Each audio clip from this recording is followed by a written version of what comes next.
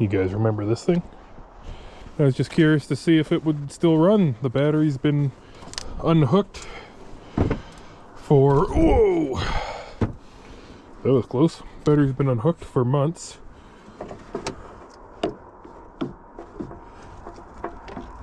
That's all I did do it, so let's see if that battery's worth its salt. Any power? We have a little power. Little light up there. Any dash lights? We have very dim dash lights. Guys, look at that. It says 14 volts. Is this going to do stuff? Huh. I'm not going to lie. I'm impressed that it even tried. Huh. Unfortunately, that means we just drained the battery completely, which does mean we have to address it. So let's just grab the Boost Pro and flash this.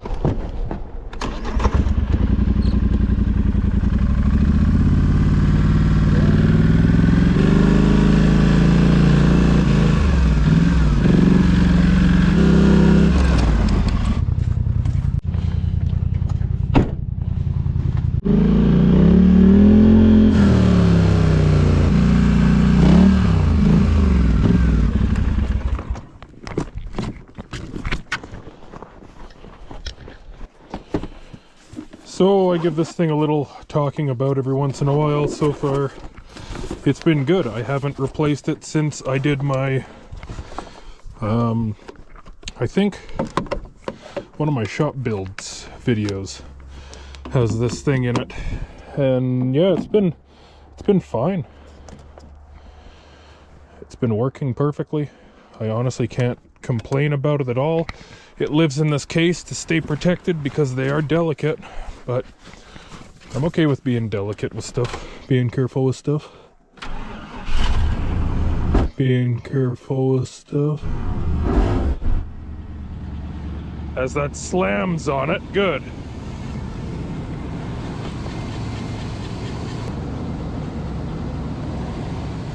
The case protected it, I think.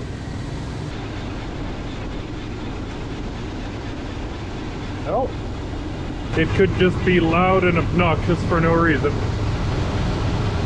Just because it's cold, I mean.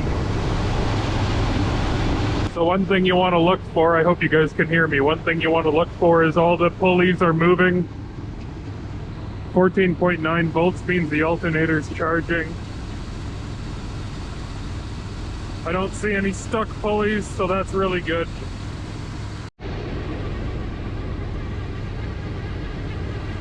Definitely fluid on it.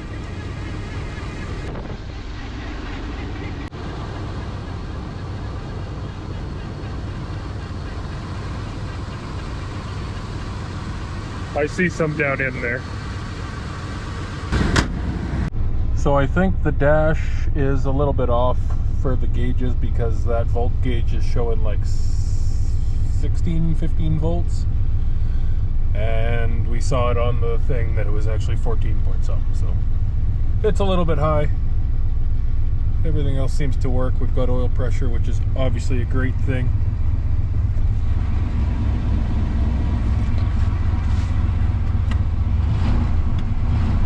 Oh yeah, sounds like a 350. And minimal brakes.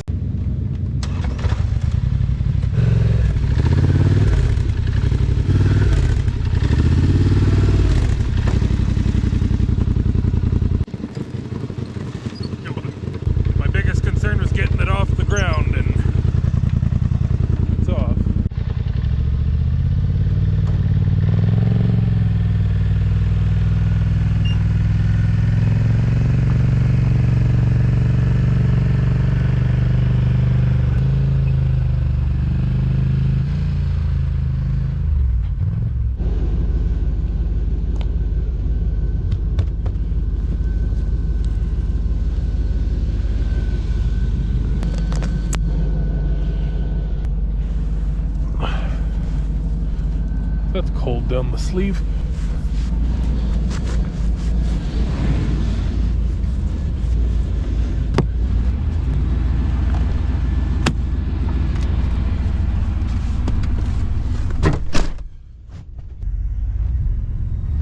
Oh dude, this thing feels great. And we do actually have a little bit of brakes. They just feel really spongy. I wonder if they just need to be bled. Or if they're unhooked and I'm not getting anything from the back or something. There's my block, I think.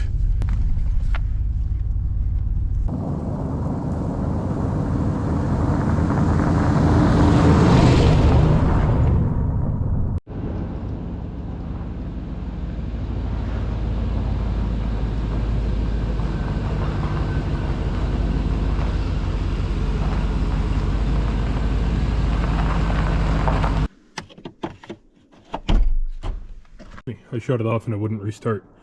So I gotta get the... That's probably a lot to do with it. Those aren't the best kind of connectors for battery terminals, but anyways, let's get a battery charger on it. I found this extension cord when I was out plowing the other day, which is kind of cool. Kind of really cool, because extension cords aren't cheap.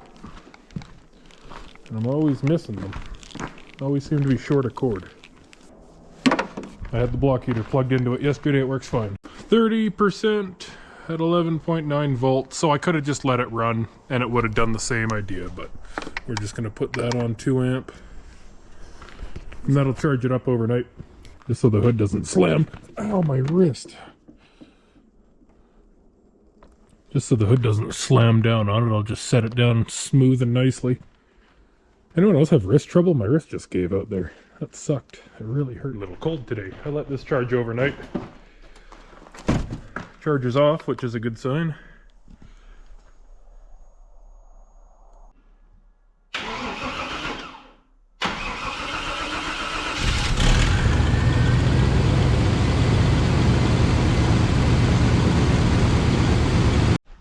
Let's just check in the brakes here and see if this has moved at all.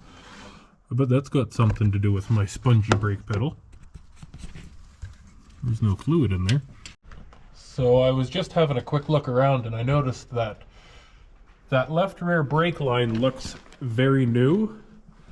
So I wonder if it was replaced and there was a bunch of air in it and that's where that fluid went. So we're gonna add some. I've been over the truck briefly, I guess, and I haven't seen any giant red flags yet. The body's a little bit rusty, but not too bad. The frame's in okay shape. The rear pinion leaks just a little bit. The front drive shaft's out of it, and it's missing the caps that hold the U-joint in place. The engine seems to run good. The transmission seems to engage very good. The charging system is working very well. The cooling system is a tiny bit low, but it does have coolant in it. I'll top that up. So let's deal with the brakes and probably pull the wheels off at the back to access that stuff a little easier. I've got a vacuum bleeder. My vacuum bleeder hooks up to air, compressed air. I don't have compressed air in here yet. I don't have a helper with me either. Let me see what I can do for that, but I'll update you.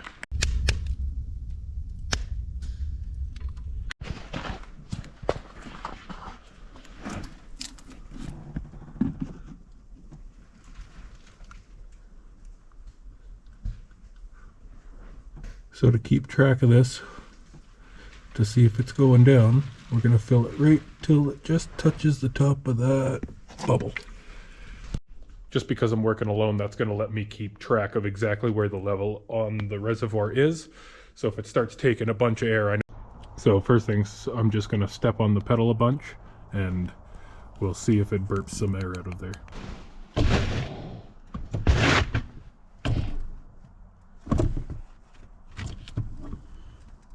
So that's instantly better. And it doesn't feel like it's fading. We don't have any wet spots on the ground. And it definitely moved down a bit. You see how it's off the bubble just a hair? So we'll just pump it a bunch more and I'm gonna pull the back wheels off and crack the bleeders eventually here, but cool. Step one brakes, I think, is solved. It's just an airlock. Unless, of course, it's gonna be leaking out of the wheel cylinder, which is inside the drum. That's what actually pushes out on the shoes. That won't show until I pull the drum and stuff off, so let's hope it's not a wheel seal, or a wheel cylinder, sorry. Let's hope it's not a wheel cylinder, and that I was right, it was just a replaced line and an airlock. I'm basing this off a guess, because I bought this thing kind of sight unseen. It was too good of a deal to pass up.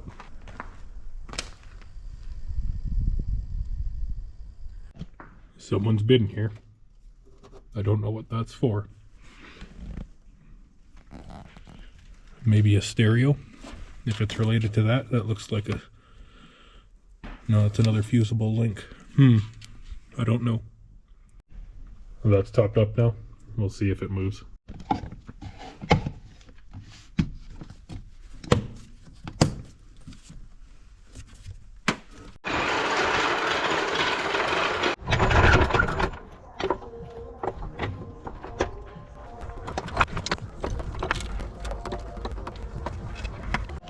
I was just noticing that's not the prettiest, but it's just sitting up top there. I don't know if that's the e-brake. Yeah, it's the e-brake cable. It's twisted around there. It's supposed to go in over there. Actually, I'm noticing both sides. The e-brake cables are just simply unhooked. Noted.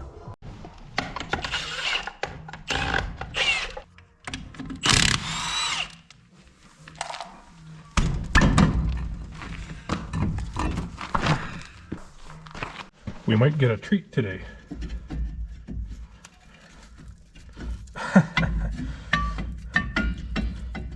I was hoping it might just come off there, because it was loose. Ouch. Oh, we do get a treat though, it does come off. And so this is the wheel cylinder I was talking about. Dude, these brakes are brand new. Dude! Look at the little keeper in there. It doesn't even have rust on it. Oh, sweet. So I wonder if they were in the process of doing the brakes on this thing. I wonder what the other side looks like. Well, this side's awesome. Cool. Brake shoes have full pad on them. They're brand new. They hardly look used. Over torquing your wheels is just as bad as under torquing them. So if you have a big powerful gun like this, turn it down to setting 2. Side 2 is not as forgiving.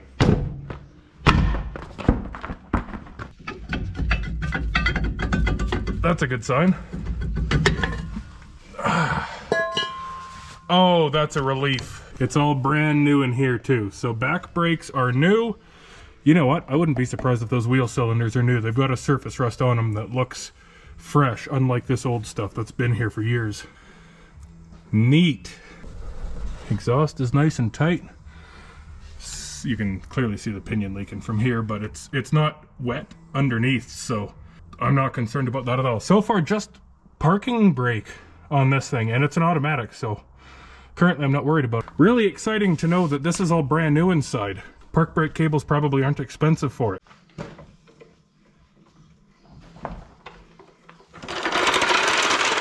We've got movement, and by the feel of it, it's going to be wheel bearing. That is coming from up there. So it's definitely that Pitman arm looking thing here. This ball joint here is moving quite a bit. The rest seem okay. I don't know if you can see that. I'm very glad it's winter time. That could come alive and be mean. Okay, down there you can see the drag link on the other side here, all lit up in the light. So that's pretty loose too. I can wiggle it with my knee. This freaking light is amazing. Bright source. I agree. Okay, what is behind door number 3? We have... What do we have? A really good looking brake shoe on the outside that looks brand new. As well as on the inside, it looks brand, like, and I mean brand spanking new. That axle cap looks fairly new, but that could be a fluke. Everything looks to be in good shape in here. I would even go about saying that's a new caliper, folks. It looks like it was replaced 10 years ago and then just sat. It's got the surface rust on it. But anyways, the shoes are new. And as you can see, none of that's stuck, so what's not broken, don't fix it. ABS sensor wire is even in good shape. That would be fabulous if the ABS worked. Yeah, tie rods are in good shape, so just the drag link and the pitman arm. That's pitman arm on the drive side, drag link on the follow side. The rotor feels and looks like it's in brand new shape as well, folks. It's got the same surface rust on it. It looks like it was parked somewhere just really wet, down at the coast maybe. They get a lot of this style rust and surface rust and stuff, but anyways. Door number 3 looks good. Let's note while we're in here, those spark plugs, wires, and boots all look very new. The spark plugs are still shiny. No rust on them at all, so those haven't been in there all that long. No wonder it runs so well. Okay, if we take the pry bar and lift up on it, do we have any movement?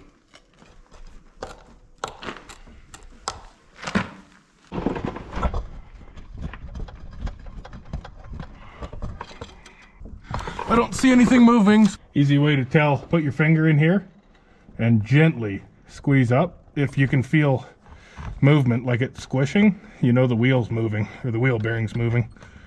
I don't feel that here though.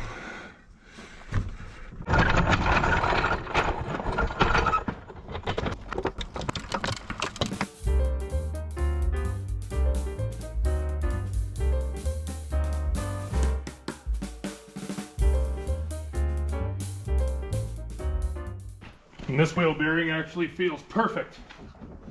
That's still those steering components. So let's find out why it doesn't have 4-wheel drive. Okay, just for gits and shiggles, we're under here.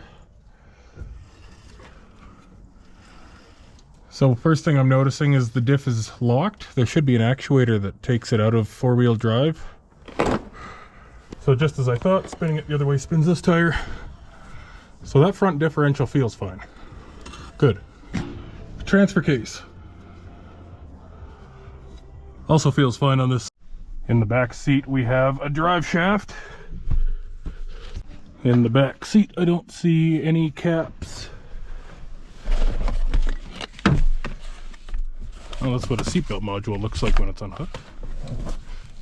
Interesting.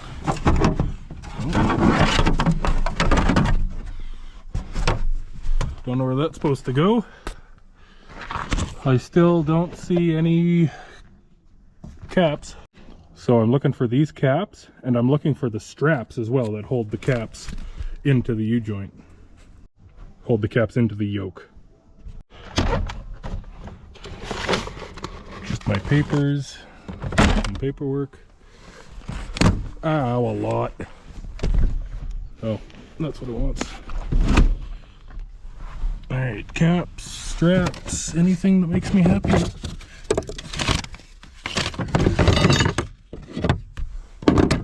Nope. None of this makes me happy. I'm missing parts. Okay.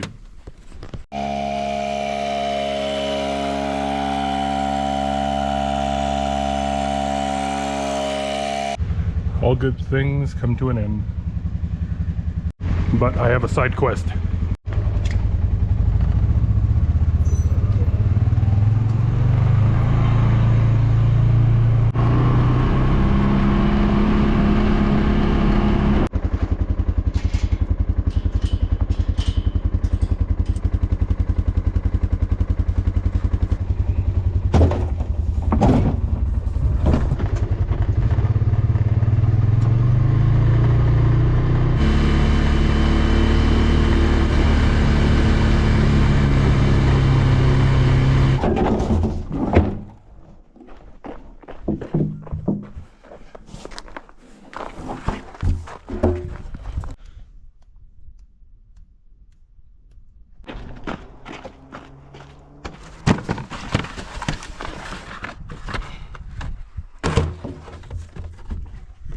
My only concern is that it's going to get heavy, but...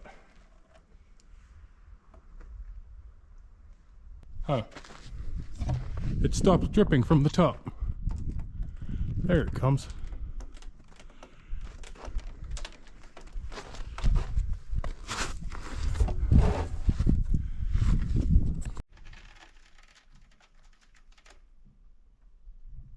That's going to stop all of this from flooding again. We're just out here the next day and going to take this thing for a test drive, just warming it up. So only complaint so far, if you remember from the video of picking it up, that's the heater.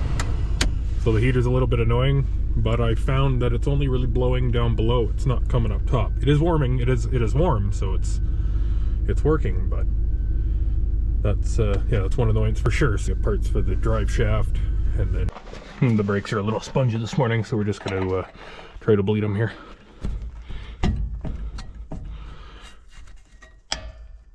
So no fluid at all. That kind of indicates that I was right.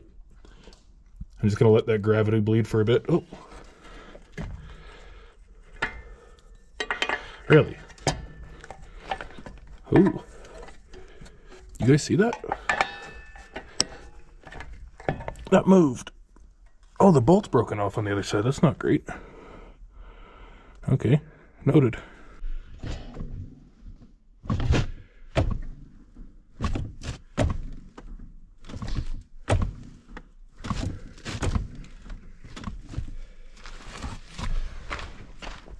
Now really I should have someone holding it.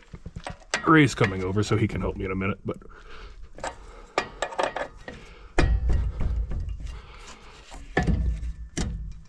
a lot of the times that's good enough. Let's try with it running.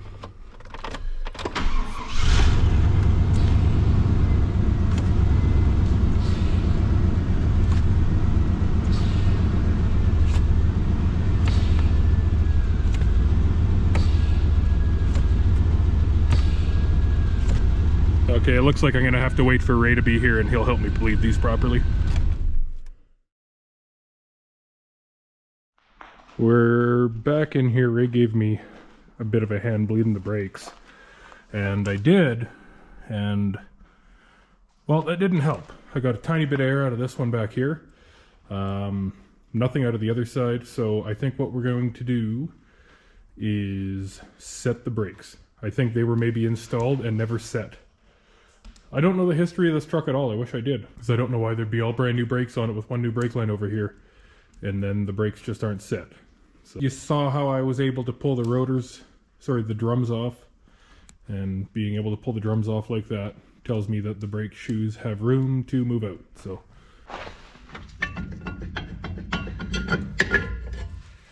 So my speculation is these need to move out. There's the adjuster. So you can see how it's got a little bit of movement. We're just going to tighten it up until it fights a little harder. The best way to do this is just to take a screwdriver, stick it in here, and rotate it. So it'll go both ways. So you need to make sure you're turning it the right way. This one's tough. I might actually need a pry bar. Anyways, there's that. So you see how that's a lot tighter now?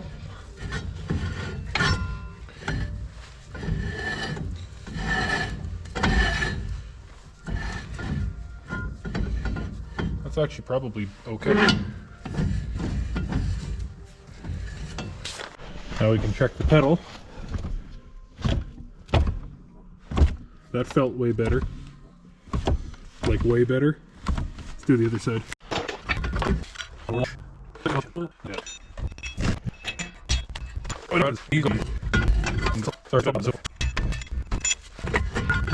I like that better. And at the pedal, that feels pretty good. Oh, that's been on the whole time, killing the battery. And just for the record, I'll show you, because if it didn't happen on video, it didn't happen. I did tighten that up, and it tightened up nicely. This is nice and clean. I just pulled it out. Try to get the tailgate open, and I noticed the lever's falling off.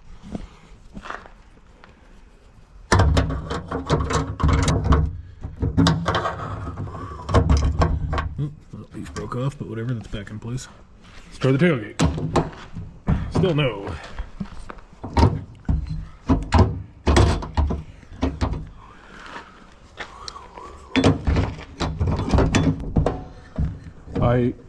Oh, cool.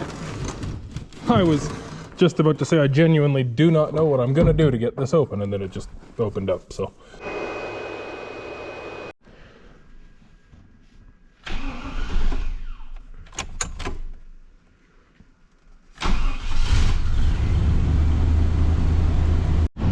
How are the brakes now? Still to the floor, kinda.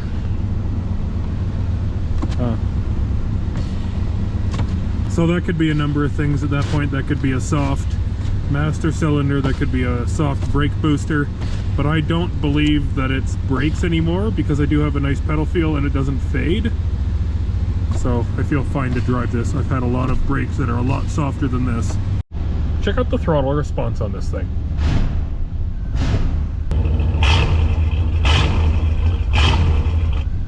I've never really had a 350, so it's all kind of new to me, but this thing's kind of cool. Wow. I bet it's not very fast, but it sounds fast.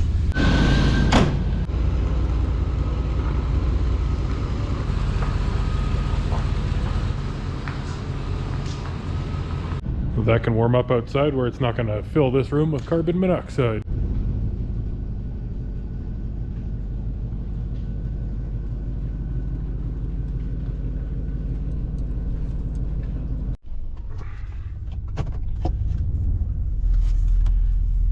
Goes into gear well.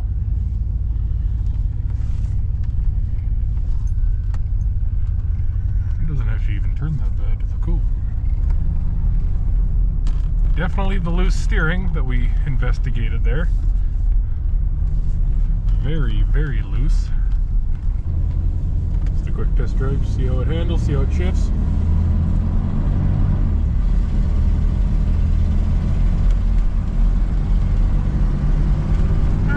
I've driven worse.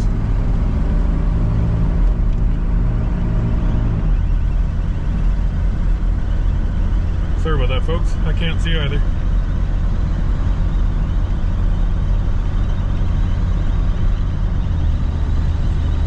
Cool. The transmission feels fine. The truck feels... At speed, it's actually not too bad. It is loose, but we knew that. I was going to be careful with it. I'm sure it was on the highway when it was parked, so.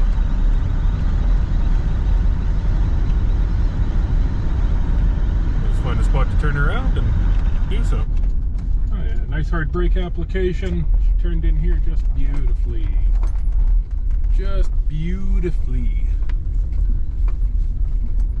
Like I said, I've never driven a...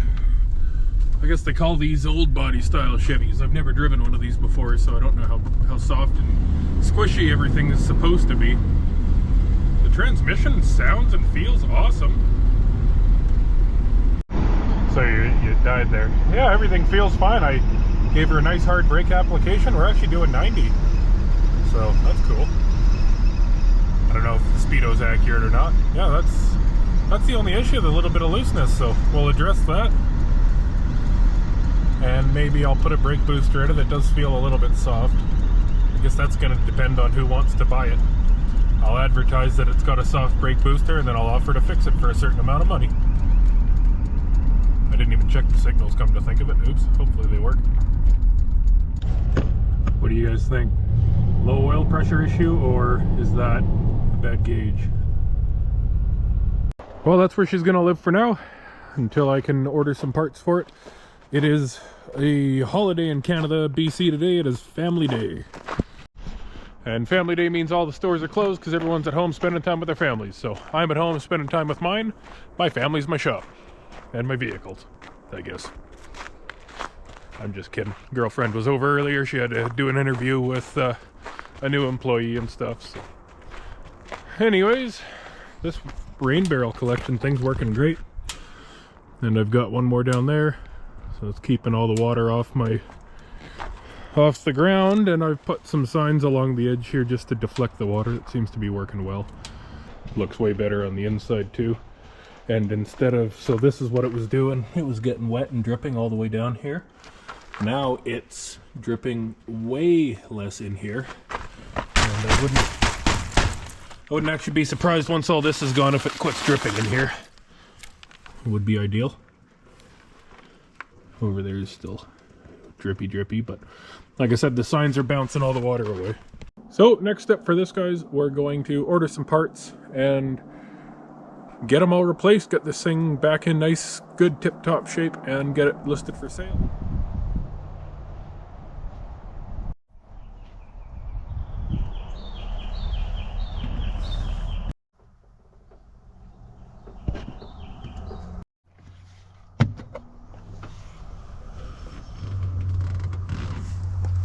So I'm on this project today. I think that master cylinder is leaking, which is why the pedal is soft, and why it's obviously wet at the face of the vacuum booster. So we'll see if it'll start up.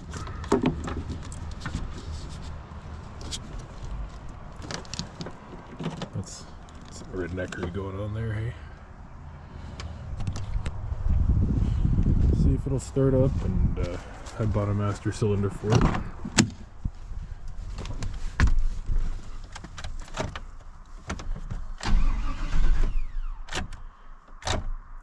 It seems to like 2. Yeah.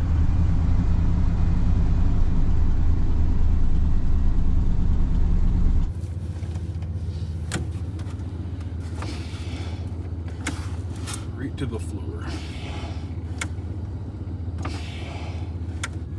Okay, I might have some brakes.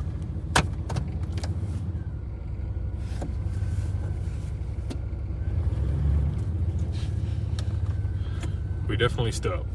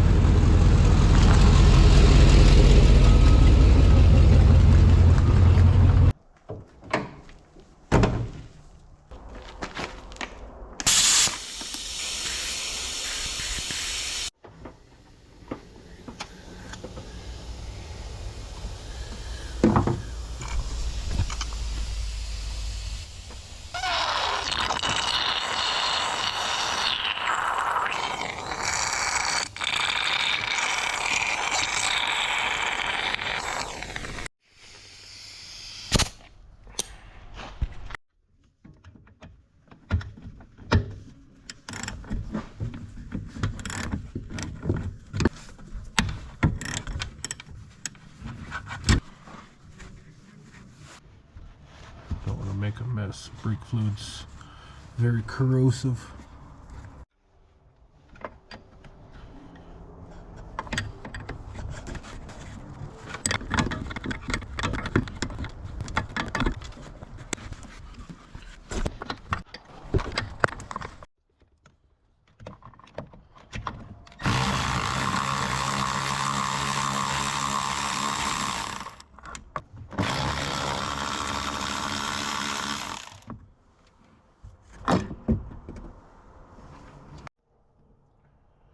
Pretty wet. There's our culprit. That's where all the fluid's going.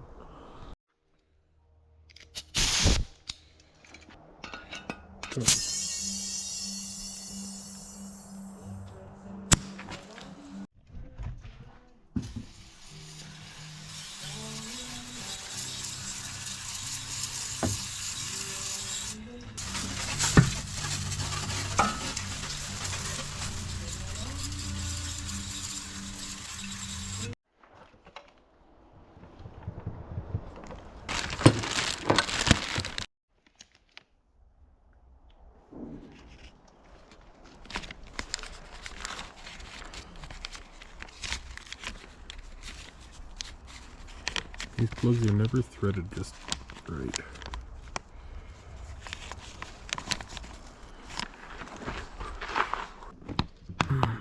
Oh, she's tight when she's new. Oh.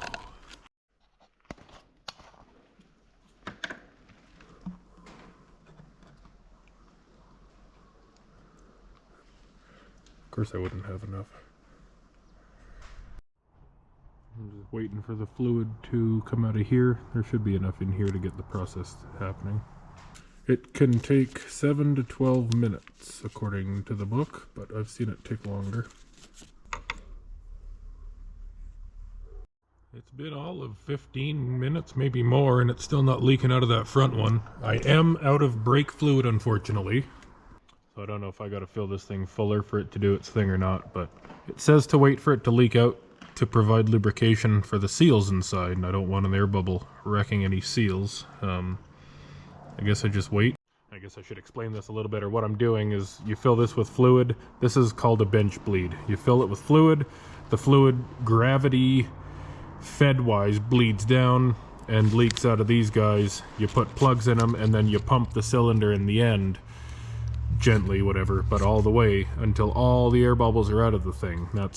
That'll complete the bench bleed, and that allows you to put it on the truck and not worry about air entering the system, because this thing was just all air. So anyways, yeah, that's what we're waiting for. We're doing a bench bleed, so waiting.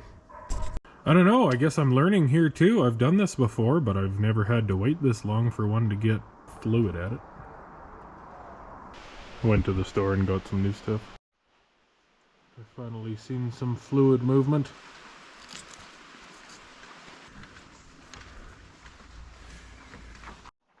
Okay, if they say you just want to push this in now with a blunt object, I'm just using a ratchet that I can lean on.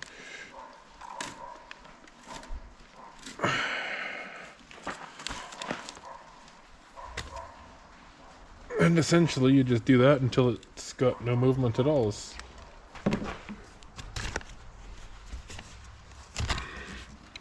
you see the bubbles coming out there? That's what we're just getting rid of.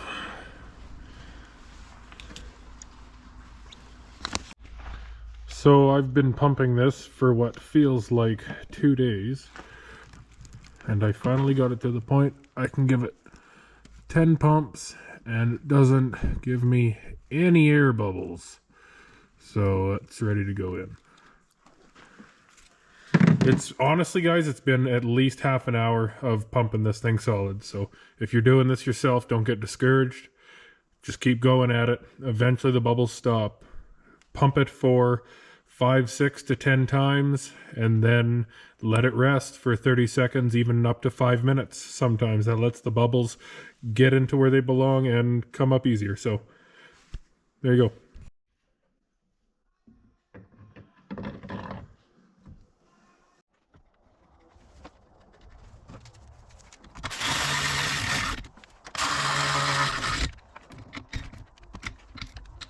Now with this, you just want to be fairly quick so you don't lose your prime or your fluid. And then when I bleed this again later, I'll have a helper in the truck stepping on the pedal, and I'll bleed it directly right here. Doesn't need to be ridiculously tight either, just snug and a bit. Brake fluid is my least favorite thing to get on my hands. In terms of mechanical fluids, a lot of people will hate differential fluid, 80-90. I hate the brake fluid far worse than 80-90. I would take a bath in 80-90 before I put brake fluid anywhere near myself. I hate this stuff. I guess I could wear gloves, but they always rip because it's so corrosive to plastics and rubbers. So anyways, there's my complaint of the day. But that's in there and that's on there. I just need someone to pump the pedal for me, and I can bleed these lines, bleed the lines at the brakes, and hopefully we have a good solid pedal now. You can note how much brake fluid's in it too. It's right up to here. So. And on the pedal,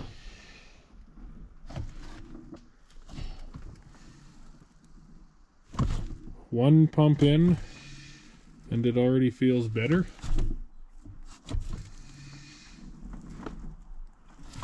Oh, listen to this. You can hear the brakes back there actually working now.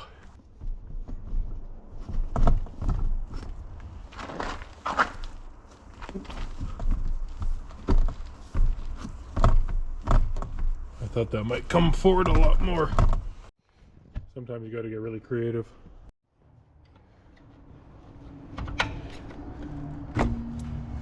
I heard a psst, which means it did do something.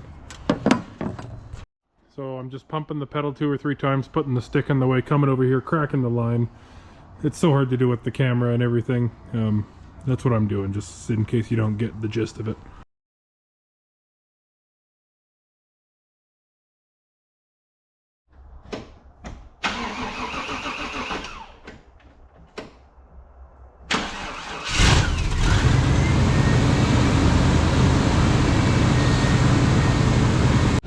Okay, the next time we see this thing, I should be putting the drive shaft back in. See you then.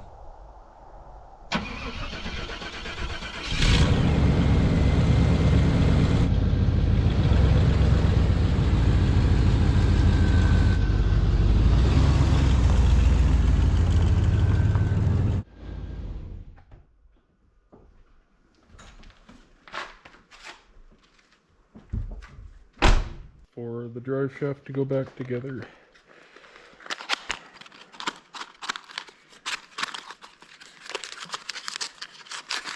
So, straps and bolts, and one of the U-joints was missing, so I bought a new cross. Here's the drive shaft, and you can clearly see that one of the caps is missing. I don't know where it is, but the U-joints feel like they're in good shape, so we'll use them.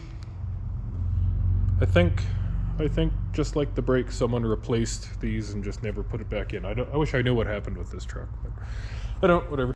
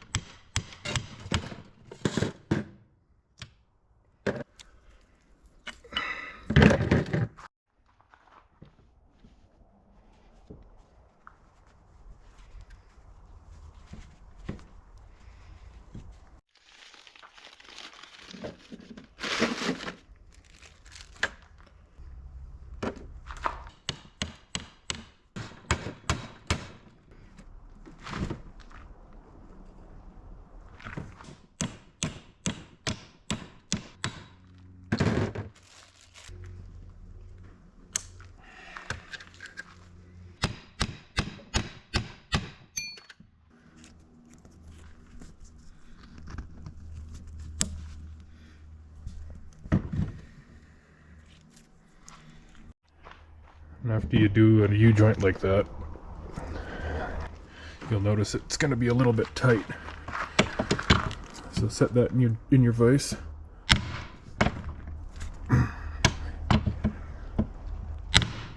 One slow whack each way, and now it's nice and loose. It's got a flat style grease nipple attachment thing here. Good terminology, grease nipple attachment thing here. So to grease those you need a needle greaser. So I've just put a regular grease nipple on the end of it.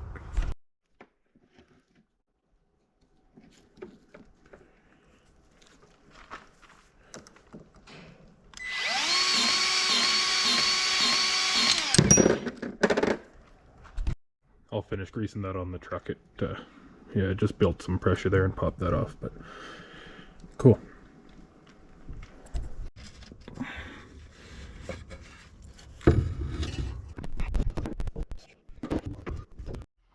When the cap fell off, you probably can't see, there's a needle bearing that fell over down there, and there's one more that fell out. You gotta make sure that they're all in there.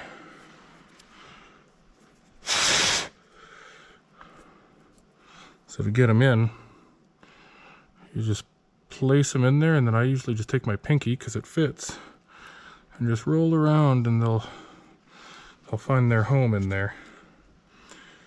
So what happened was this cap fell off, I guess. So.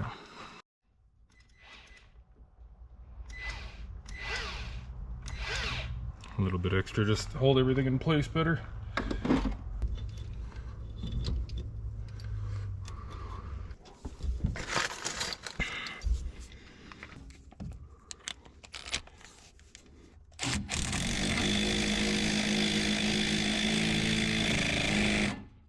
Why is that difficult?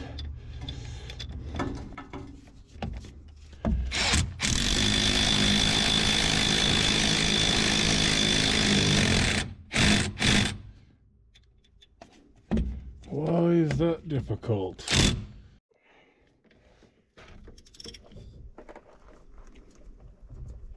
Yikes, those are tight.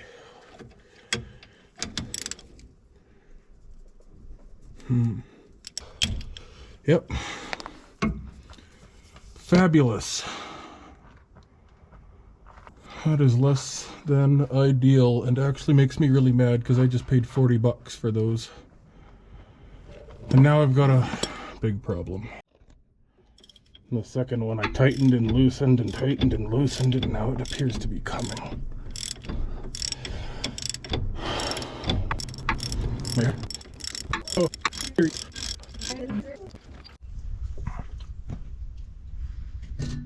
That sucks.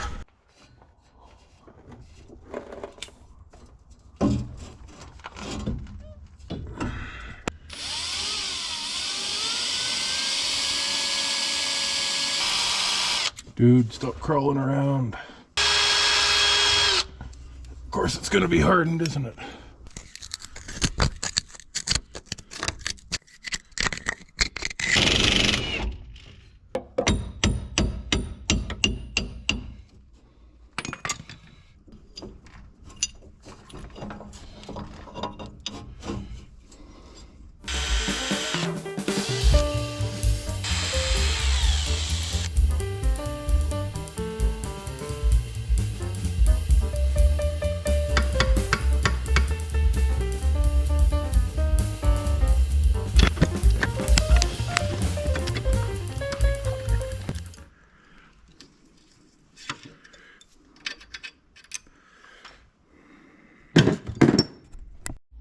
Now we can take a thread chaser.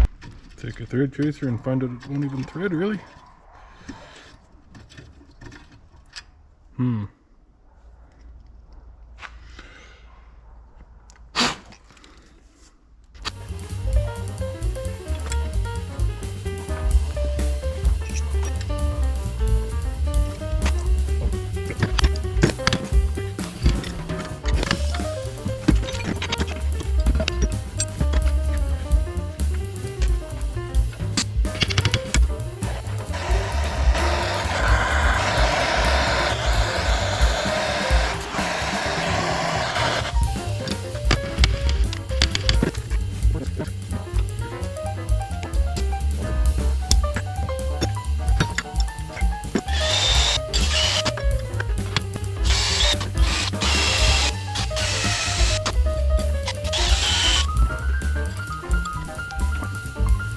Okay, I drilled, I tapped, I drilled, I tapped, I drilled, I tapped, and finally I got the tap through it.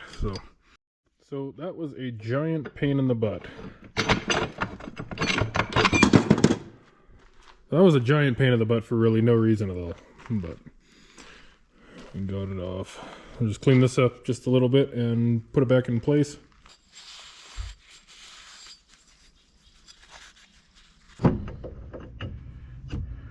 If you're having trouble seeing, imagine how I feel. My light died. Okay, I think I got it threaded. Oh yeah, it's moving way too easily for it not to be. I don't think you're gonna see what I'm doing here.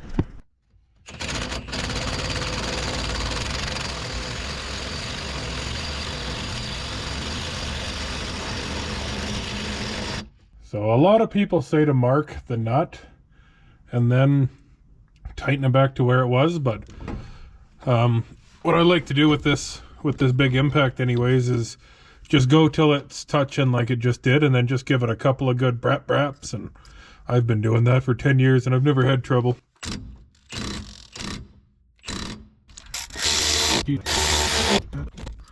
Okay, I found a bolt to replace that one with that broke. None of these need to be super ridiculously tight, they're just 5/16 bolts.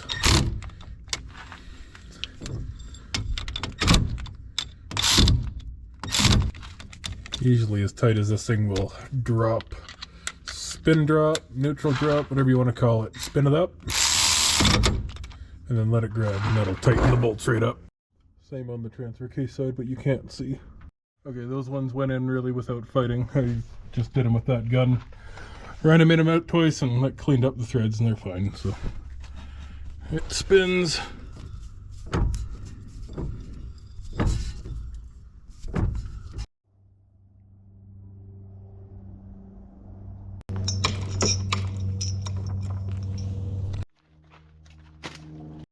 Okay, I got that front drive shaft installed.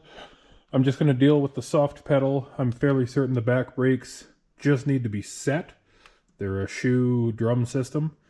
If you want to see more detailed, in-depth mechanic videos, well, hit that subscribe button.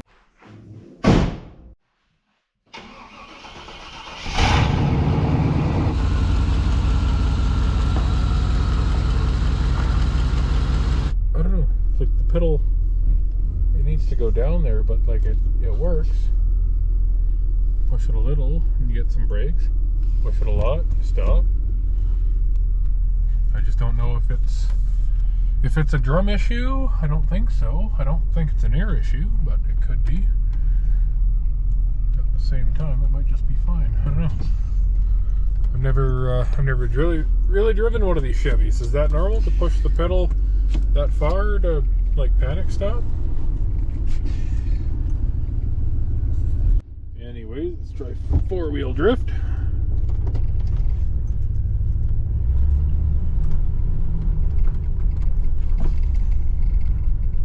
No scary noises. She stops.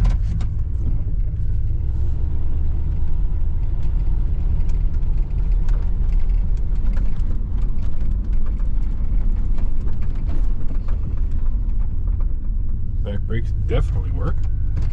I don't know, it feels okay. It's just a pedal. Just pushes farther than I would think, I don't know. My Ford right there, it kind of does the same, so I guess it's the same era. I don't know if the four-wheel drive is in though.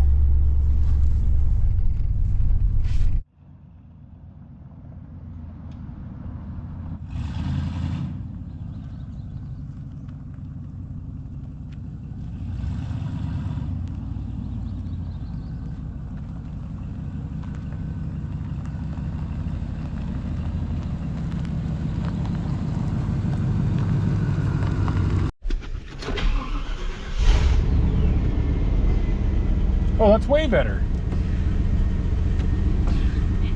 That's way better.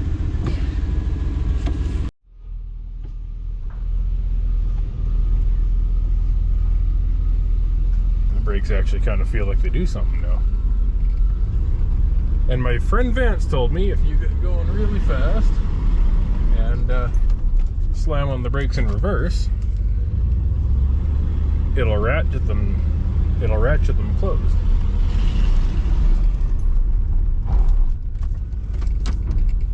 So we're going to do that a few times.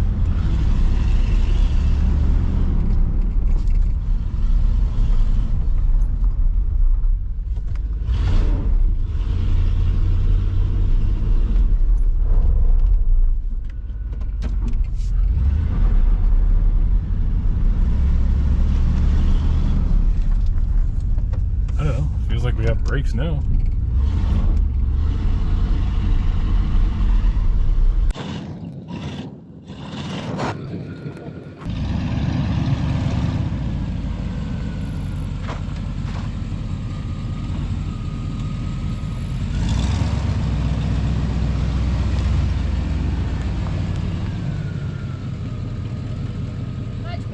Cool. cool. That's definitely fixed. If I'm not mistaken, where we let off in this video, I was getting the drive shaft into this thing, so I had a little bit of a fight with that with the broken bolt, but it's back together and in here. I've got the brakes set, I believe. We tried rolling it backwards very quick and slamming on the brakes, and I'm going to take it for a test drive today.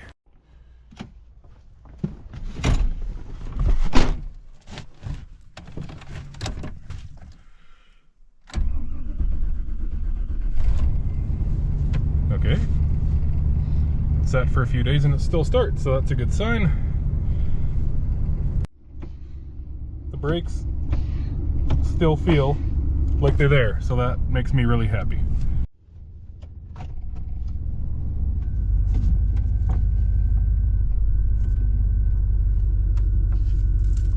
Oh yeah, those brakes are fine. Cool. I just finished this road yesterday.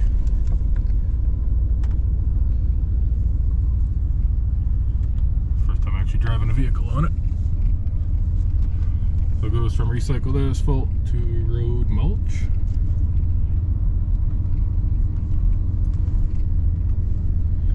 This is where my house is going to be. That's kind of cool.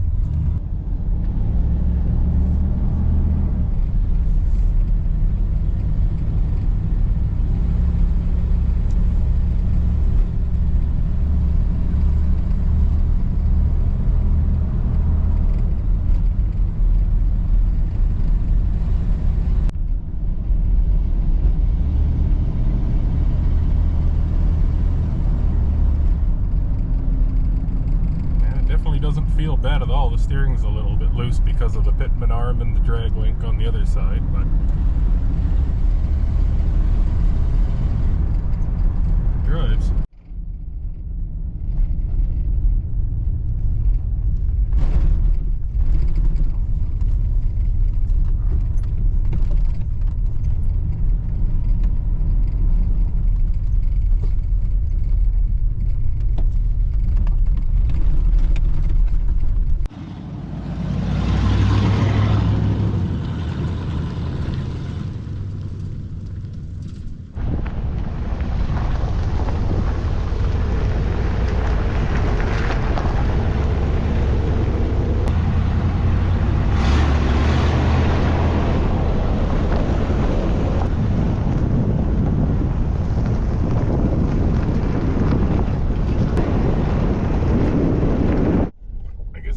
Some gas with me.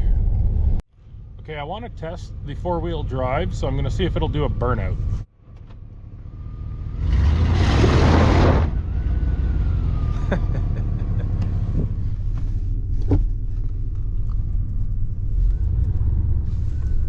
Thing lit up. Oh, that works. Fabulous.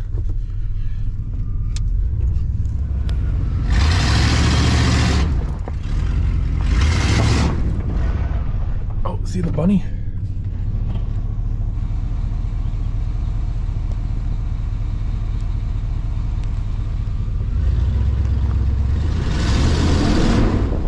Cool.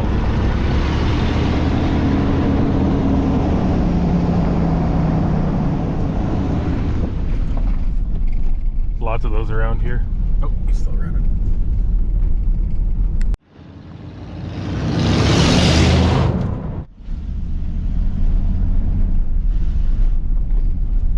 Nice firm shift between first and second pretty consistently.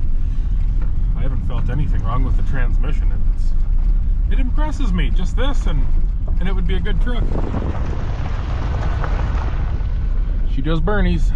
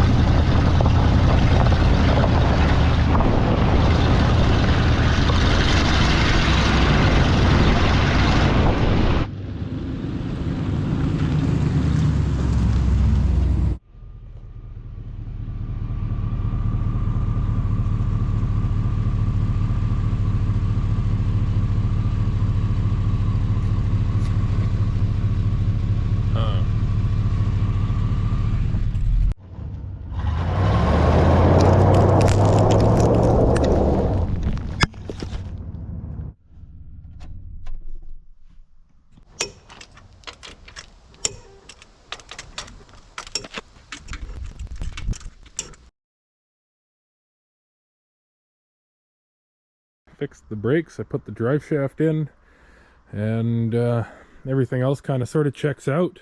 I'm sure it could use a maintenance package, oil change and stuff, but a friend of mine wants to buy it, so I'm going to keep the cost down and do what they want with it. So I've been trying all day to get this thing going. I've got the battery charged, I've got the thing off, the filter off.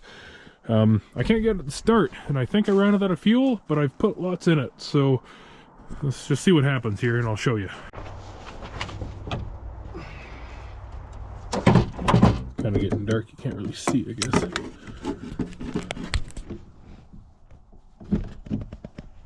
Okay, you'll see it. It'll sputter, but it won't start. I won't even use starting fluid.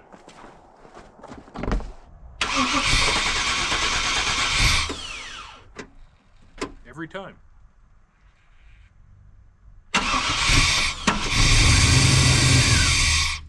Then it dies.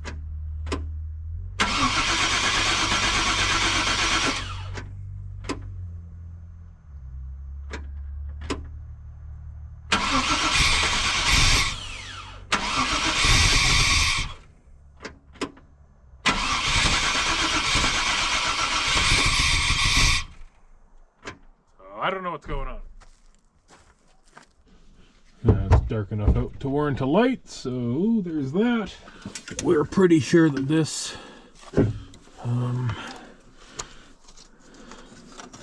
okay, so full disclaimer, I've never worked on a TBI Chevy, short of pulling a motor out, making it run, general things. My buddy Ray was just here. We think that this is the fuel inlet, so we're just going to break it loose, make sure we got fuel here. I know I do, because I've seen it squirting out the injectors, but make sure there's no air. I don't know at this point. Doesn't want to run. Oh, good. Everything turned instead. Okay, you have a good look. I'm going to go hit the starter. I just need to see if these injectors are squirting, I guess. Starting. Key on. Starting. Key on. Starting.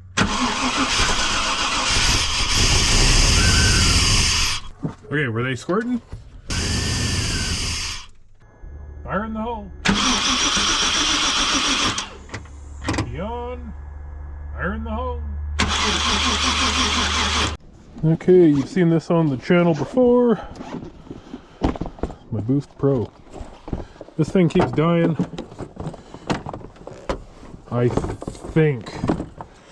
I'm pretty sure that it just simply needs some gas run back into the lines. So I've charged this battery thrice today. We've pulled the filter off. I've squirted starting fluid into this. I have none of this on video because I thought starting this and pulling it into the shop today would be easy. Anyways, yeah, I won't stay running long enough to even move it, so I'm starting to get annoyed. Maybe more battery will work. I don't know. See what happens. Every time. Why?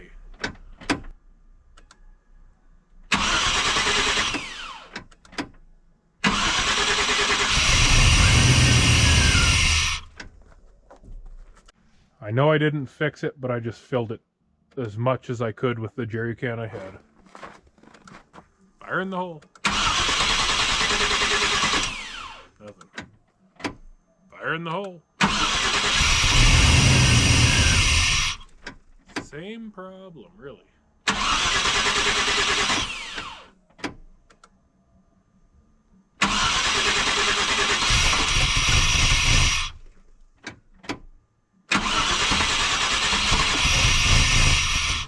Why?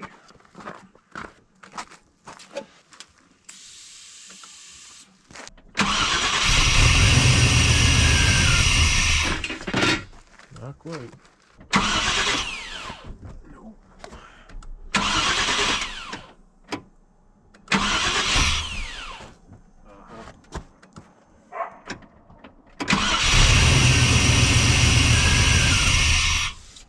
Of course.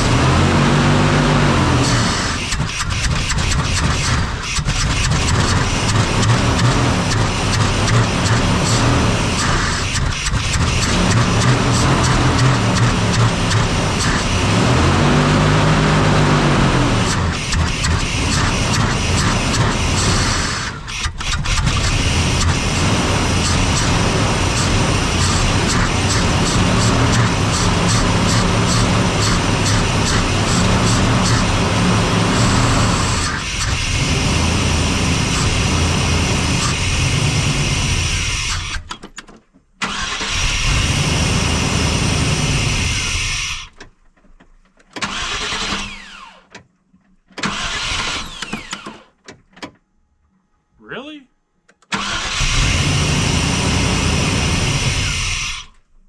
What's going on?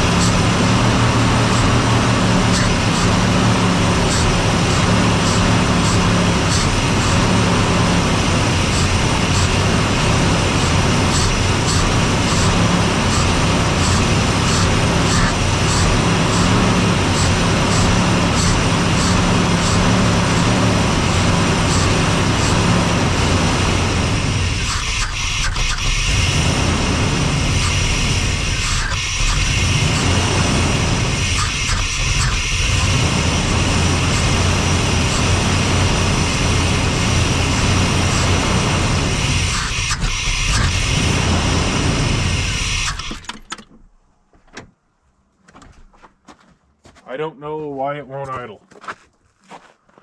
This is really annoying. Well, I guess that's upside down, but all the performance guys know that's fine. I don't know why it's not going to run, but I know that it's running enough that I can probably limp it into the shop. So let's get it in and put it on the hoist and find out what's going on with this thing.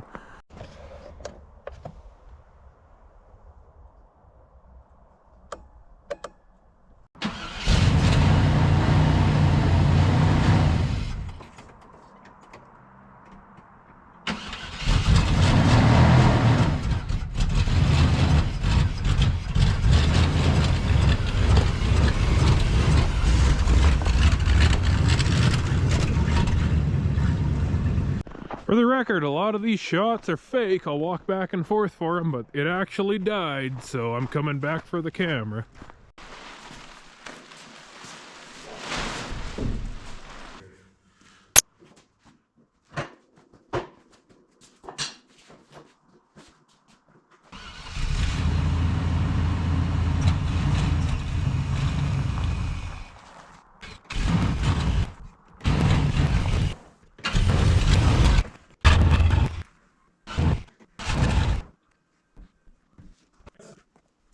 What a challenge, everything.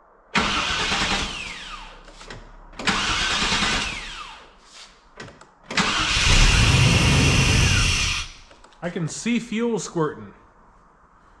Why does it die?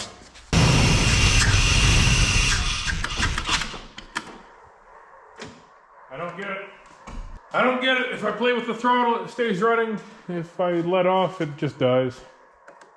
I have done about everything I know how to do to this engine. I don't have a fuel pressure gauge, but nothing seems to make it want to idle. I've texted my friends who know more about these than I do, so stay tuned for more. Okay, we're out here the next day. Just gonna try to figure out why this thing's not starting.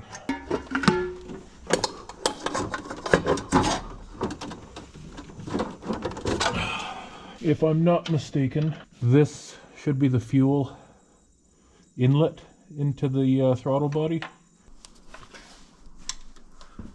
So if I turn the key on, that should squirt fuel, I guess.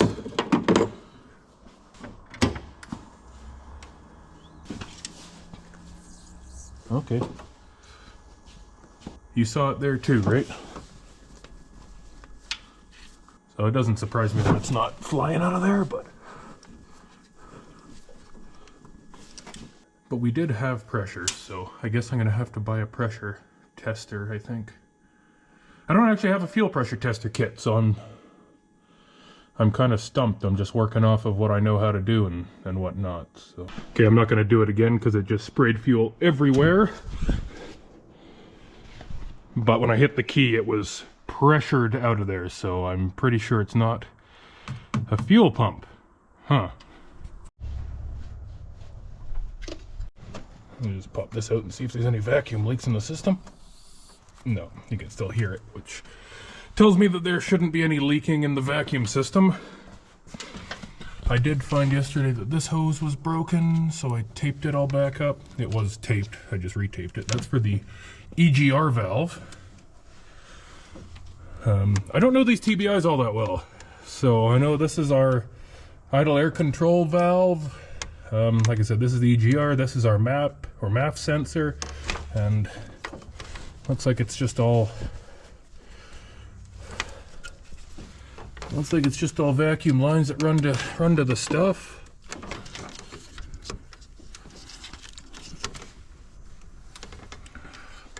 But without seeing an obvious problem here, I'm guessing. Like I said, I don't quite know these things.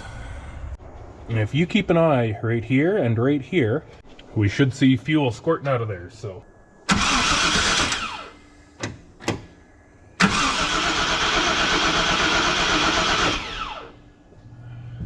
I see fuel. I see fuel down there, so obviously there's squirting, and I'm sure you saw, I can't. So now that we know it's squirting, I'm sure you've seen in previous videos this truck ran fine. There was no issues at all with it. I took it up and down the road earlier in the video. I'm sure you'll have seen that. And the only reason it's not running is because I'm pretty sure I ran it out of fuel. But we've got fuel back up here, you know? Having fuel back up here, we should have a running engine. Because I know for a fact that the engine has spark. There's an arrow for those who are literate.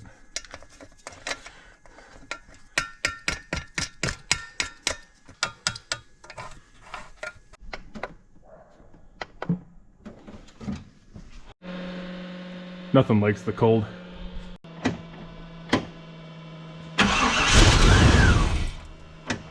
Then it does that.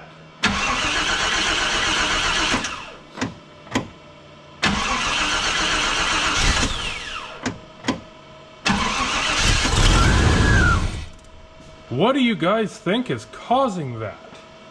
Is it a bad fuel pump? Did I run it dry? And because the key was left on, did it crap out? It doesn't help that that battery's not in great shape.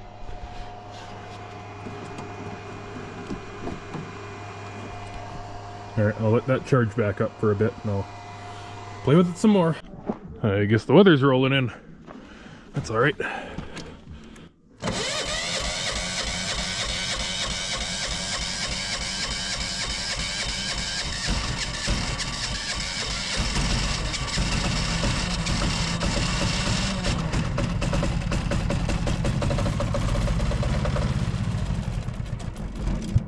But why?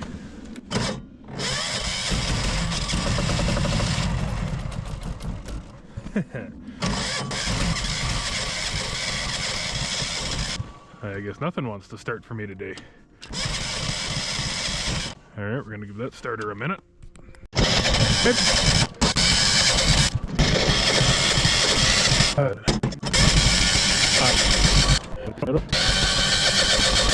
It's never not started even in minus 30 last year.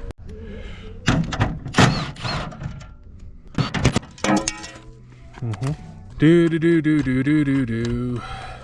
So, this probably really, if it works, I'm just gonna put this back on. So.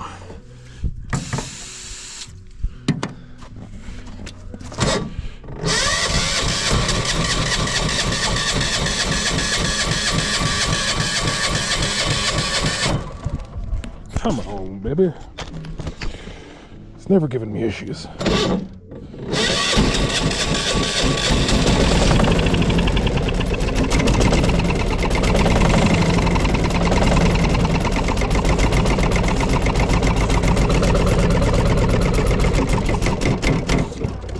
I do not get it.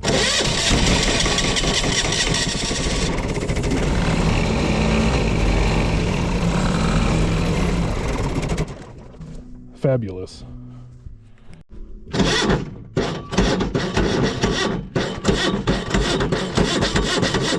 Now the battery's dead.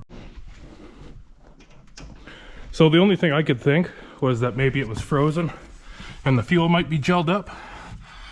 I pulled the injector line off.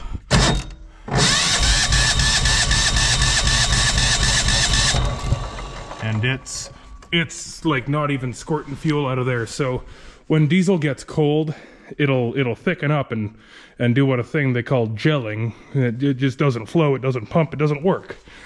So we'll let it sit in here for a little bit and maybe that'll thaw it out.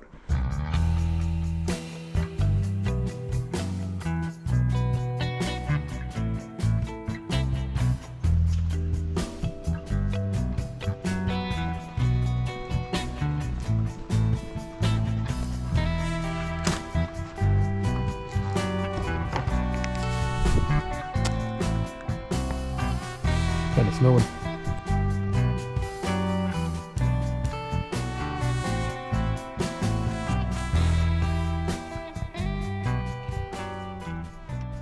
I wish I would have noticed that happening.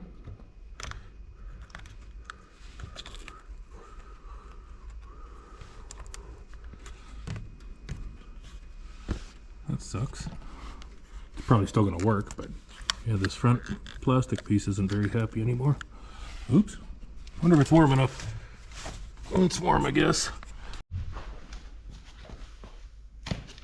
That display kind of bugs me. Like, none of this is even that hot. It's warm to the touch, but I can put my fingers on it. It melts right off. So there's the injector line. I'm gonna see if it spits fuel out.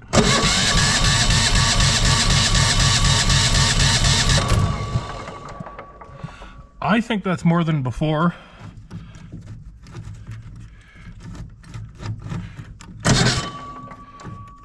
It feels like that came loose too with the heat.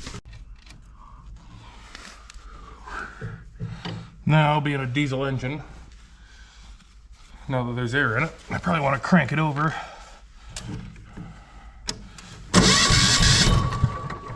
Get the air out of it. Okay, well, if that's not an indication that I was right, let's take this back outside. This one was a much easier fix.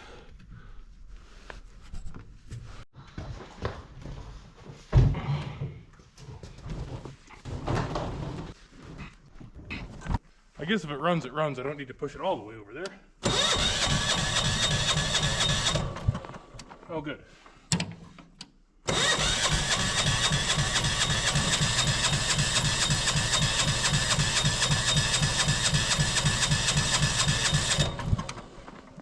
I'm sure you can't really see, but I'm just going to do the same thing with this injector.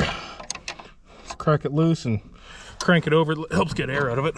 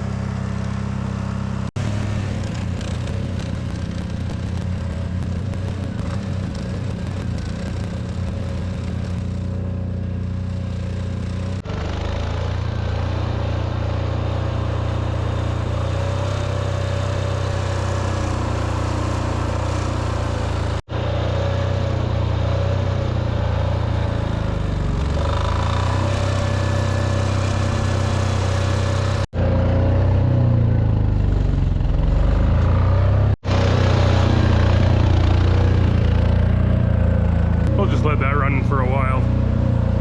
Let it clean itself out.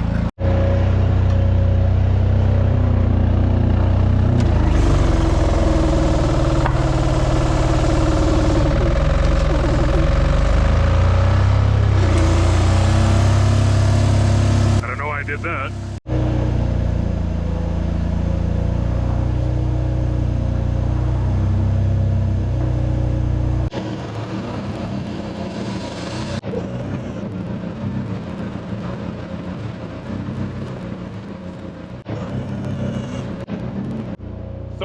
If you remember from the last video, I talked about the little things in here, the gear teeth things that held these in place. I can't pivot that when the weight's on the vehicle, so my worries are out the window on that one.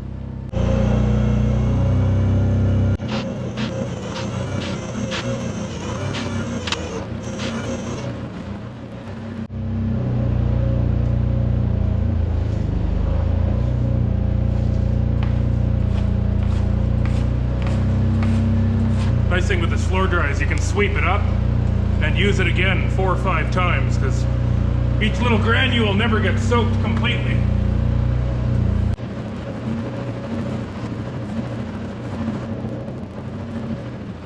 Now that little pile can sit there and wait till I spill more, and then I can just throw it underneath without having to run and grab the bag. Okay, I think I left off just before I went to town. I bought a fuel filter and a fuel pressure test kit.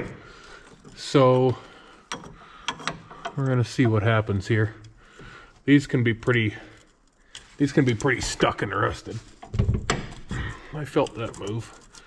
They're twisting separately, so fuel's probably gonna come squirting out of there. I just needed to make sure I got it loose. And then same thing on this side. I know you're gonna have a hard time. Oops. I know you're gonna have a hard time seeing, but that's the filter there. So we're just gonna loosen these nuts on each side. And I'll be back in a minute.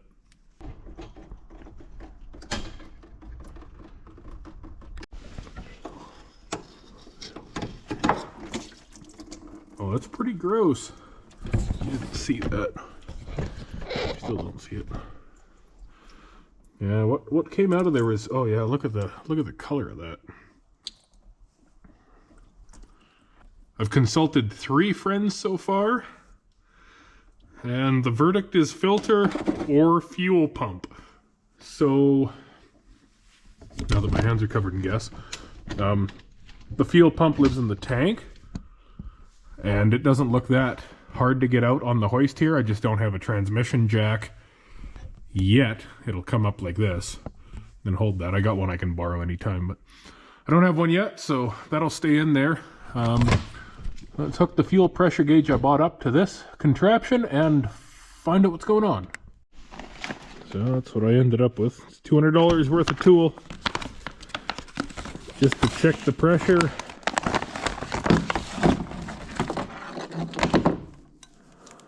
On a pickup once. But that's fine, I'll use this forever.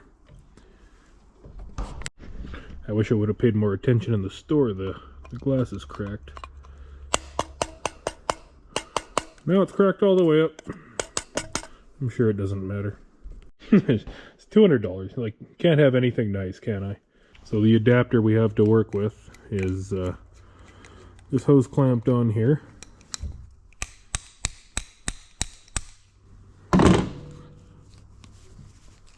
Whoever assembled this didn't do a thorough job, did they?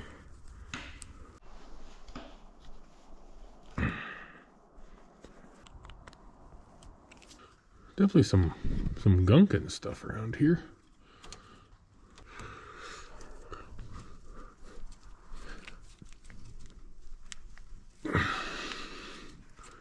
Not yet, grasshopper.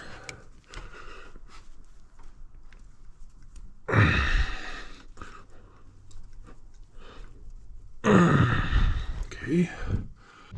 So this is what I'm fighting. I don't know if you can see the diameter difference. This is just a random hose I had off the shelf. I think they put, like that says 3/8. I think they must have put a 5/16 hose on this side, whether it be by accident or not. But yeah, look at that in comparison. So that's what I've been fighting the last 10 minutes, because if it's not something, it's everything else. And this is why you never throw away odds and ends when you get a fuel pump kit or anything. Even if you have a little bit of spare hose left over, even if it's 3 inches long, just keep it. Because you never know when you need it in a situation like this. So the big issue I was having is the line wouldn't slide over this side. That looks like gunk in there. And it's still not going to be easy, but I can actually get it on there this time. Close to last time. I tried for 20 minutes. I couldn't get it on there. That hose was just a little too big. There we go. These small hose clamps are nice because they're exactly a 1/4 inch head, so you can just use a bit driver on them. Like this is something you'd put a Phillips head or a flathead or whatever into. It just fits right on these. So you can get a really good contact. You'll actually break the clamps doing it this way if you're not careful. We've eliminated the fuel filter. Let's check pressure. Okay, so the way this guy works is there's a pressure release here, so as long as that's engaged, should hold pressure. Come on. This just hooks into here. He says, knowing confidently it just hooks into there. There it is. But you bend so you can watch nicely. Look at that. Now you can sit down here and watch the pressure for me while I go up top.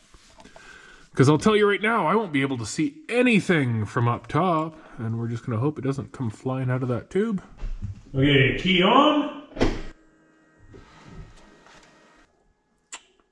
I saw maybe 5 PSI. What did you guys see?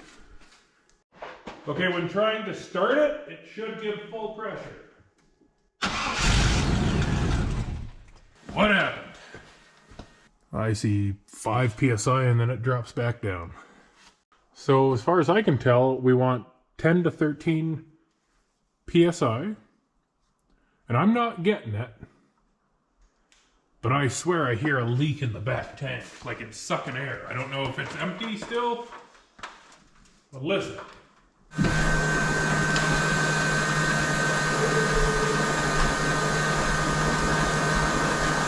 It shouldn't take that long to build pressure.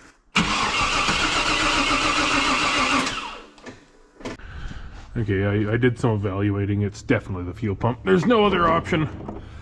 Turning the key, playing on and off a whole bunch of times, it comes up to 5 PSI. So I must have killed it. The fuel pump must have died when it ran out of fuel, or it was on the edge of going anyways. I don't know. It's dead, so I guess I can purge this line. So to relieve the pressure, you're supposed to just press. But I guess when the fuel pump's bad, oh yeah, there's some.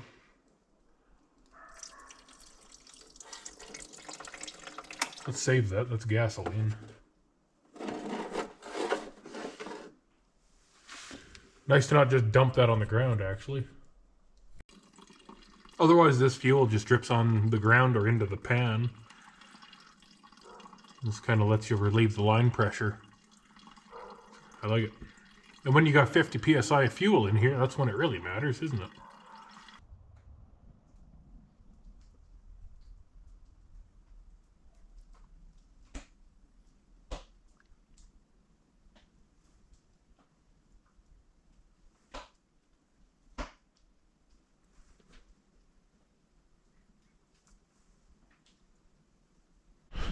Okay, so what we determined by that test is that it needs a fuel pump, so it's like 7 o'clock at night. All the parts stores are closed. I will be back when I have a fuel pump. A few shorts on this thing lately. I got some parts for it, got the fuel tank empty, I got a fuel pump and new straps and stuff to put on it. So.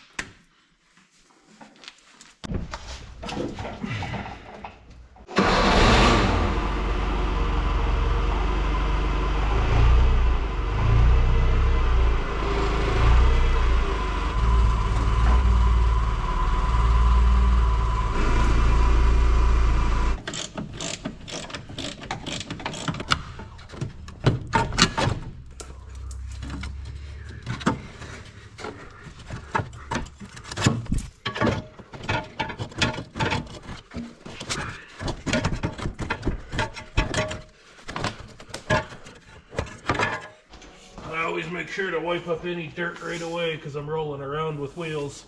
And they get stuck and they scratch my new floor. I'm just going to let it down just a little bit.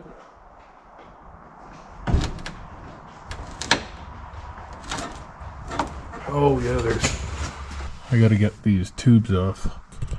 If you don't have yourself a set of hose pliers like this, make sure to get a set.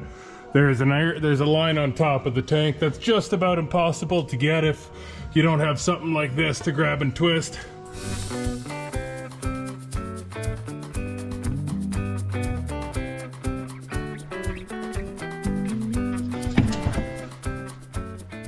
You see the problem?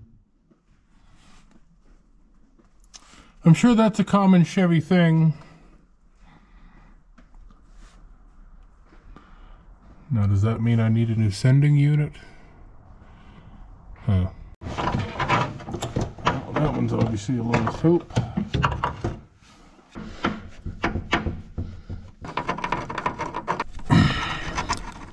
This one's certainly tighter. Well, this one's not twisting the line off, so if it's just the return line, I bet we can patch that. Andrew Camerata goes off all the time on how stuff like this should be replaced by the manufacturer.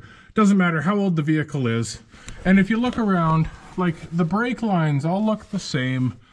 Like, you gotta completely redo every single line in these vehicles every 10 years if you live where they put a little bit of salt down on the roads. And I agree, if these lines were galvanized, they would last forever. Look at the fuel lines there. Hopefully you can see those. Those ones were galvanized for whatever reason, but the rest of these rotten off, you know, like, this stuff just shouldn't happen. This should be illegal. They should be required to fix this stuff. We pay more than enough money for the vehicles when we buy them new. Like, they just use junk materials, and it's so annoying.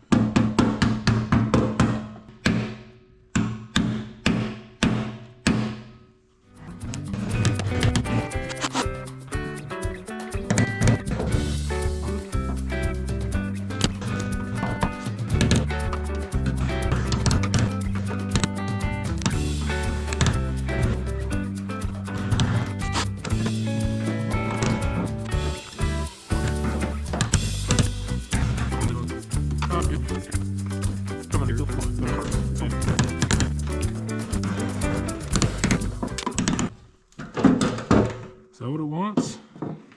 To be like screwed in like that?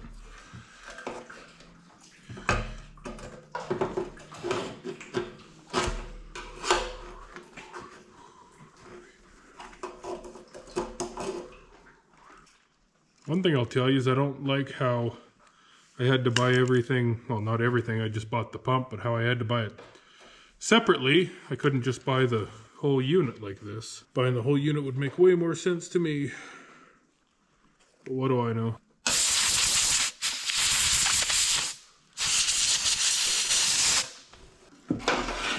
That little guy there, that doesn't... What the hell? That doesn't feel normal. That feels like gel. I hope the new one... Let's unbox the new one and make sure it came with a piece of fuel hose. So there's the pump. Okay. Good. Everything but that filter sock. So there must be a way to remove it.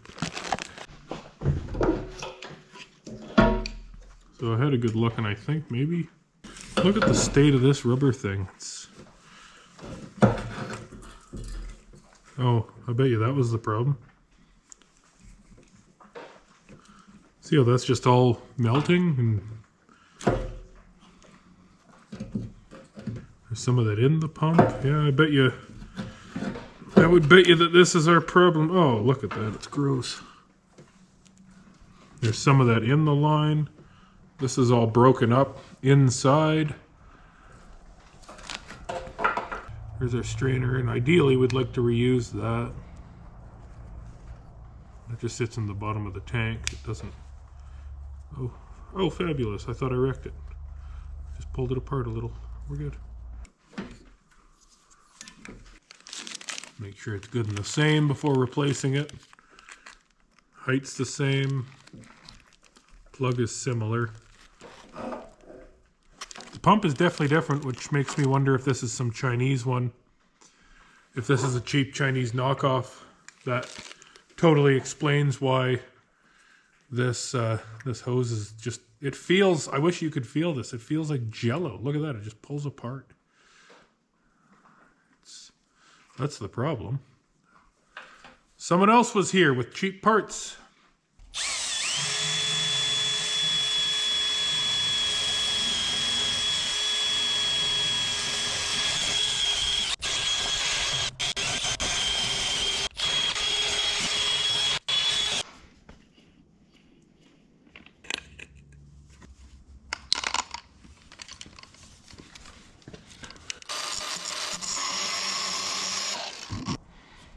Well, it's good to see that it's actually pretty thick tube. So I cleaned it up pretty good, the best I can with what I have. This is being just the return line. Even if it does have a little bit of pressure, hose clamp will hold it on just fine, I think. Doodaloo.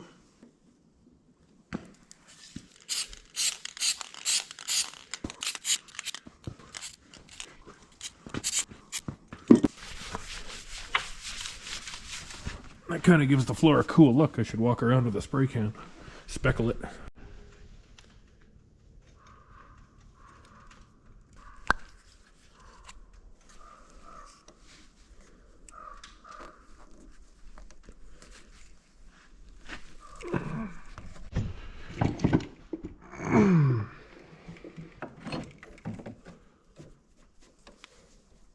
I like those plastic ones with the alligator teeth on them because they can't come loose and corrode over time. I don't know. Maybe I'm too picky in my old age.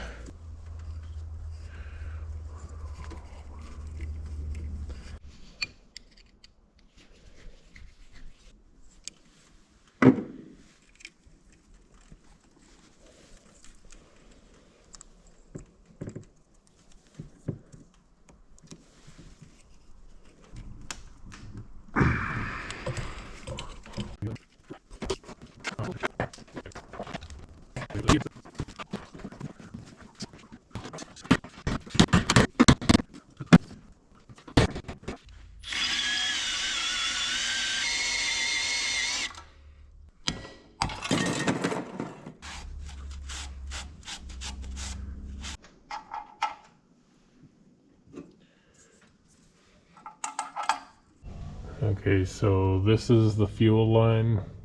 This is the return line. That's spun off, and you can tell that by the size of the tube there. So this one also says 5/16 on it.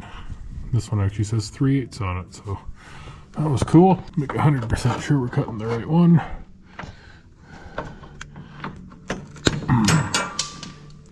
That was easy.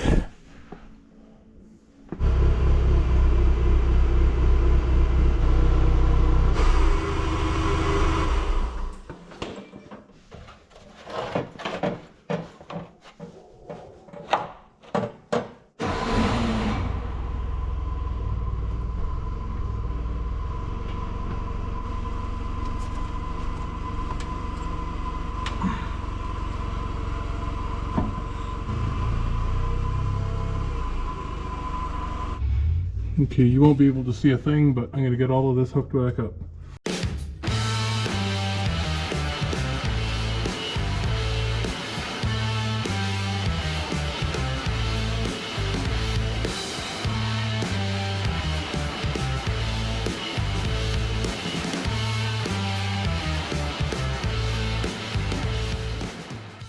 Okay, keep an eye on the gauge. I'm going to go turn the key on, see what happens. And key on.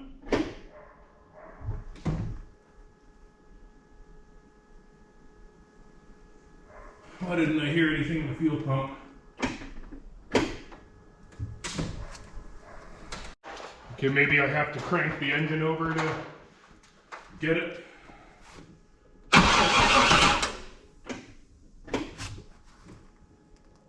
I don't hear the fuel pump anymore. Why not?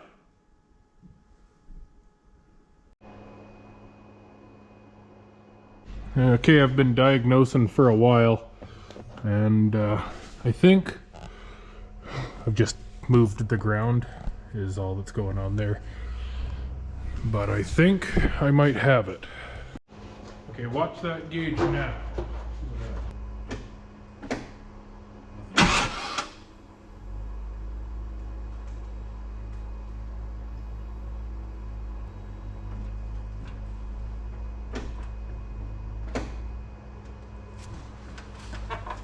So did it build and hold pressure that time, or did it just build pressure? Okay, I have the ground back where it belongs. Let's see what happens.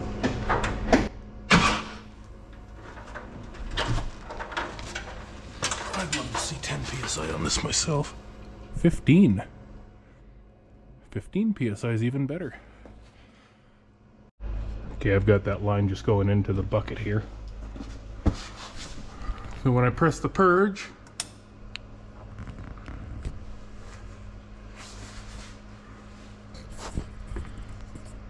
we're just going to hold that for a bit, drain the fuel system again, and then put a filter in it before we try to start it.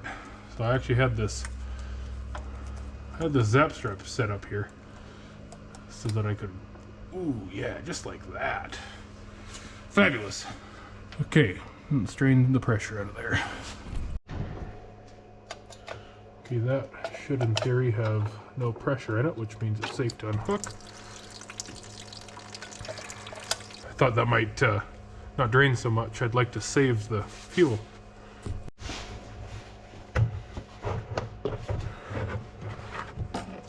Oh, it's nice. They put an arrow on the filter so you can see what you're doing with it.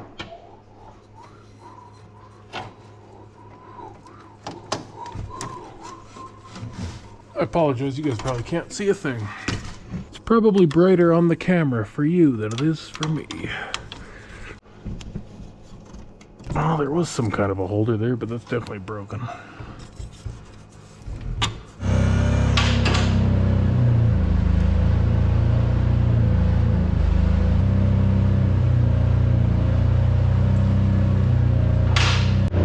Okay, let's see if that worked.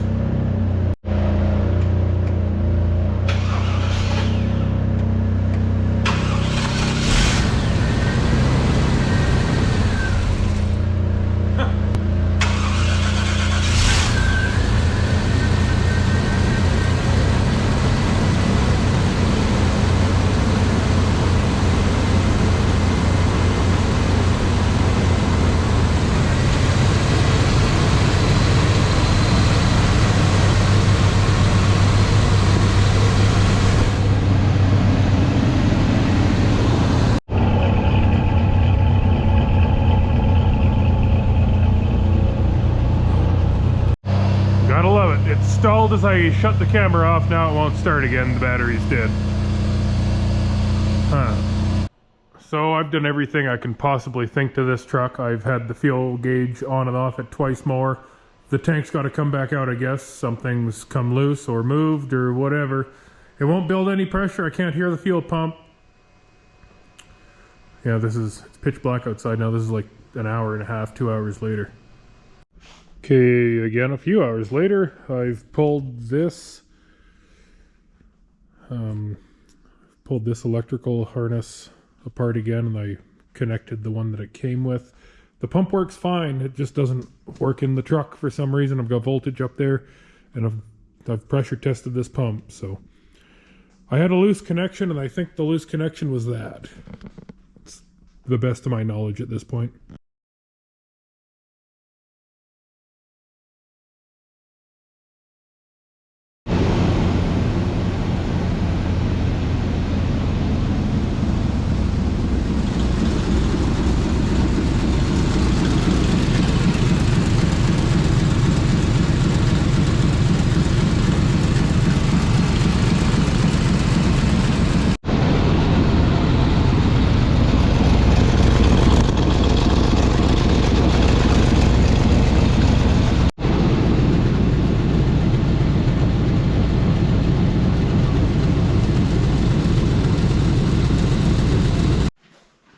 Well, if everything went to plan, this will run now and not die.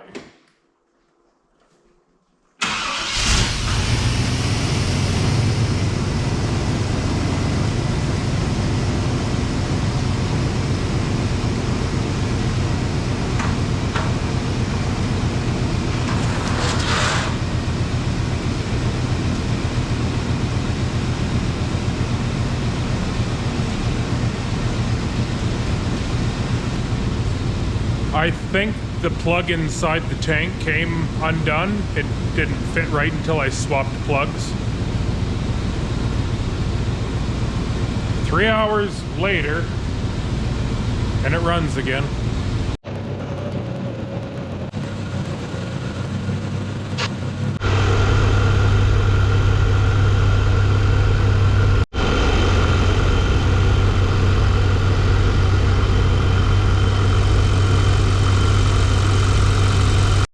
It's crazy what a little bit of fuel pressure will do. I don't know when that last pump went bad, but it was idling outside, like I'm sure I told you before. It was idling outside and the truck died. I came back to it, it would not start. We found 5 psi and replaced the pump. Pulled the tank twice. I don't even know what was the problem there, but it's running still. I'm gonna call it fixed.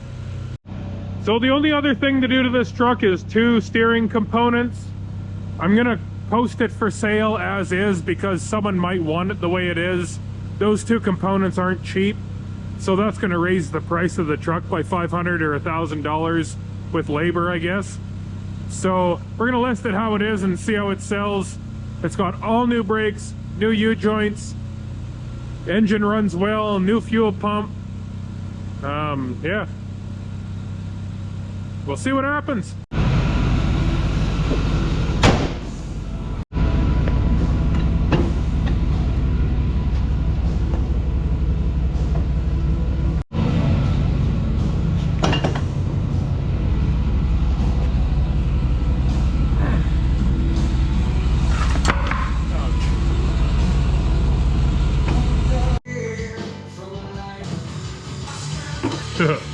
So the only lights that don't work on this truck is that side tail light, and I pulled it apart. Pulled this side apart to see what's going on. So you see how it's got this, whatever that is.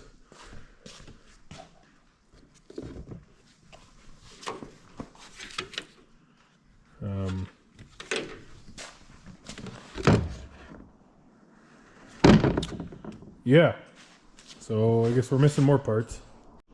I don't know, maybe I just haven't worked on one of these OBS Chevys before, but in my entire life, I've never seen a plug going into a taillight like that. And again, pulling apart this side, I found the same plug, but there's a bar here. I don't want to pull this off. These all work. And obviously stuff got broken with whoever was here last. So my Duramaxes aren't like that. You pull the tail light out and you got replaceable bulbs. They twist into place. I'm obviously missing this entire, looks like there's a nice little bracket that goes there with all 3 lights in it. So I'll see what I can find, I guess. Oh, it's one thing after the next with this truck, but so far I think we're winning. Doing jobs twice, you know, doing that fuel pump twice, just like, why?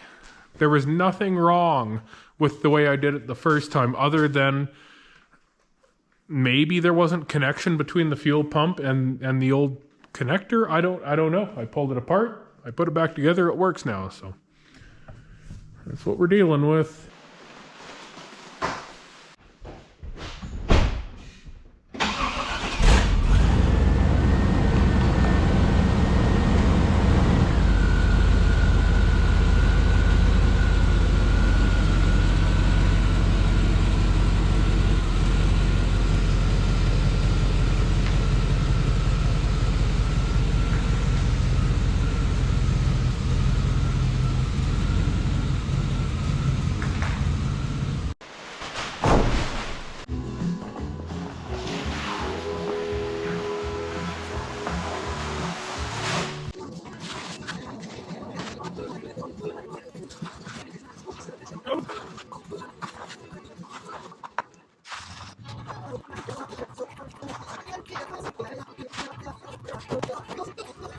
All right, it's warming up. My buddy's coming to pick it up. There she goes.